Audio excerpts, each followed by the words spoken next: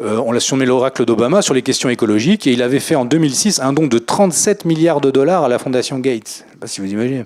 Warren Buffett, la 9e fortune mondiale aujourd'hui avec 104 milliards de dollars, et son ami Bill Gates, qui est lui la 4e fortune mondiale avec 140 milliards de dollars. Tous ces gens ont vu leurs actifs décuplés avec la crise du Covid, comme tous les gens d'Amazon et tous ces gens-là. Donc progressivement, ces acteurs qui sont au départ censés être privés deviennent des acteurs les plus influents que la politique classique. Voilà,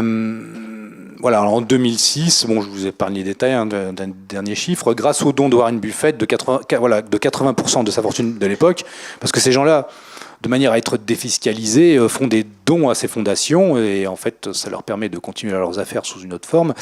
La fondation Gates disposait à l'époque d'une capacité de 67 milliards de dollars, ce qui la rendait 2 fois plus riche que le Fonds monétaire international, FMI, et 100 fois plus riche que l'UNESCO, la fondation de l'ONU pour l'éducation et la culture. Voilà, alors les chiffres, je vais arrêter de vous noyer sur tous ces chiffres, mais comme résumé le journal Le Monde, il y a quelques années,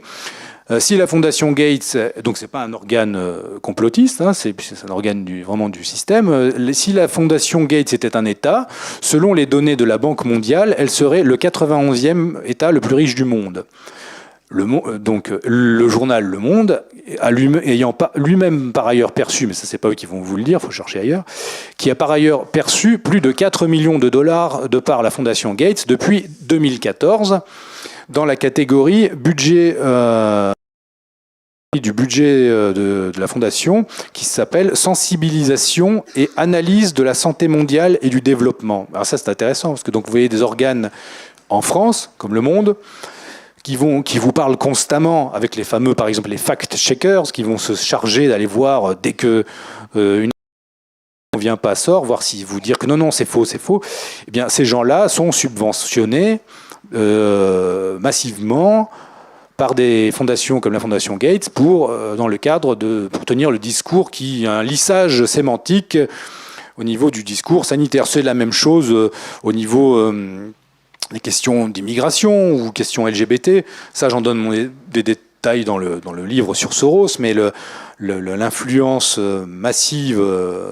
financière sur les médias, alors on pourrait dire pour les corrompre, je ne sais pas si on peut dire ça, mais en tout cas pour les influencer dans le sens d'un lissage sémantique, d'un lissage du discours qui va dans le sens des intérêts de ces milliardaires mondialistes. Donc c'est en usant de cette formidable capacité financière que la Fondation Gates peut exercer une influence directe sur l'Organisation mondiale de la santé et sur les institutions internationales et les pousser ainsi à suivre ses vues en matière de santé globale, un domaine qui constitue son champ d'activité prioritaire. Je reviendrai en fin d'exposé sur cette question-là. Alors un troisième acteur aussi qui peut montrer l'influence des fondations privées sur la politique mondiale et donc par voie de conséquence sur la politique des États et donc nos vies à nous et la vie de nos familles. La fondation Rockefeller, donc la fondation Rockefeller, le Population Council et la planification familiale mondiale. J'ai publié justement sur le site Strategica tout un dossier sur cette question-là, sur les questions des fondations privées et des politiques de contrôle démographique et aussi des politiques anti-vie, enfin à l'inverse des politiques pro-vie, on va dire. Donc le très influent David Rockefeller, qui est né en 1915, mort en 2017. Alors les Rockefeller, il y en a plein. Donc là, celui-là, c'est David Rockefeller, qui fut aussi à l'origine de la